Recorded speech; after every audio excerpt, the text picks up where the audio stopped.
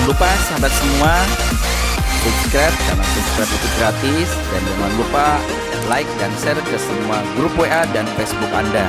Semoga yang meng-share ke semua grup WA menjadi amal kebaikan Anda di akhirat nanti. Sukses selalu, salam dahsyat, salam luar biasa. Assalamualaikum warahmatullahi wabarakatuh. Sahabat semua yang dimuliakan Allah, gimana kabarnya? Semoga sahabat semua sehat selalu. Di kesempatan sore yang sangat luar biasa ini, kami akan mengambil tema yang sangat luar biasa adalah bagaimana tahapan untuk menjadi seorang pengusaha sukses. Oke, sahabat semua, untuk menjadi seorang pengusaha sukses sangat gampang sekali tatkala punya mindset yang kuat, pola pikir yang baik ya. Pertama sahabat semua, kita ada tahapan yang pertama yaitu adalah prakondisi dulu.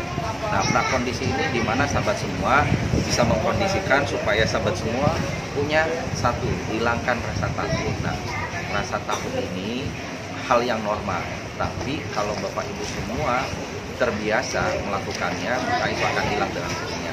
Nah, rasa takut itu hal yang normal, tapi akan hilang kalau kita melalui mengasahnya terus-menerus. Anda mulai usaha A, B, C, D tidak masalah. Nanti suatu saat akan ketemu dengan yang normal, yang kira-kira Anda pas. Seperti saya dulu memulai usaha dari tos serba, dari mungkin agen deterjen, dari apapun, dari elektronik, saya mulai usaha. Dan ketemunya di bisnis properti setelah gagal 15 kali. Jadi sukses itu adalah proses Bapak Ibu semua, tidak ada yang ujung-ujung. Nah, kembali kepada Anda Bapak Ibu semua, apakah Anda punya sikap yang sangat luar biasa, yaitu hilangkan rasa takut ya. Caranya gimana? Just do it, lakukan, banyak action ya. Yang kedua Bapak Ibu semua, dalam hal prakondisi untuk menjadi seorang pengusaha, yaitu jangan terlalu harap biar tidak kecewa. Nah, banyak orang Bapak Ibu semua di bisnis awal itu biar jadi pengusaha supaya bisa beli rumah, beli mobil, umroh dan sebagainya, hingga tatkala mencapai dia kecewa. Jadi tatkala mungkin dia gagal dalam bisnis, dia kecewa. Itu yang membuatkan kenapa banyak pengusaha di awal 5 tahun pertama itu bisa bangkrut. Kenapa? Karena terlalu banyak berharap. Padahal semua titipan Allah akan kembali kepada Allah. Just do it aja gitu. Nah, nanti kalau Anda melakukan terus dan terus, serahkan hasil pada Allah, maka Anda tidak akan mengalami kekecewaan. Karena tujuan Anda sangat mulia, berapapun yang Allah titipkan, kejadian apapun yang Allah titipkan, Anda akan tetap eksis, Anda akan tetap semangat. Kenapa itu terjadi? Karena Anda mempunyai salah satu visi yang sangat luar biasa, tujuannya adalah akhirat ya. Nah, itu adalah dua prasandaran hingga kalau Anda sudah menguasai ini, gampang nanti jadi pengusaha anak. Poin yang selanjutnya adalah sandarannya apa? Nah, ini penting. Kalau Anda menguasai sandarannya ini, Anda akan cepat menjadi seorang leader. Apa saja itu sandarannya? Nah, yang selanjutnya sahabat semua, ada yang disebut dengan sandarannya. Apa itu sandarannya? Pertama yaitu Anda harus punya kemauan yang kuat. Ternyata kalau kita punya kemauan yang kuat, kita akan lebih cepat sukses. Nah, kadang orang kepingin hanya jadi pengusaha, cuma pengen, tapi tidak mau ada punya kemauan. Nah, kemauan ini adalah jurus utama hingga sahabat semua bisa mendapatkan kesuksesan lebih cepat gitu. Karena dengan kemauan itu yang membuat Anda punya hasrat, punya impian, punya semangat, itu yang membuat Anda akan lebih cepat sukses ya. Poin yang kedua adalah yaitu punya tekad yang bulat. Nah, jadi tekad yang bulat itu yang membuat Anda akan mengalami suatu istiqomah dalam mengerjakan sesuatu. Kalau cuma ada rintangan sedikit, dia akan lewati, dia terabas terus. Kenapa? Karena dia punya impian yang besar, dia punya kemauan yang kuat, dia punya tekad yang bulat. Berhasil tidaknya itu serahkan pada Allah. Karena meskipun dia mengalami kegagalan, omset turun, dia menganggap itu adalah bagian daripada ibadah. Karena sahabat semua, aktivitas itu akan jadi ibadah. Pertama, tatkala tidak telat sholat. Yang kedua, visinya adalah akhirat. Dan yang terpenting lagi Bapak Ibu semua adalah berani ambil peluang. Ini penting yang ketiga.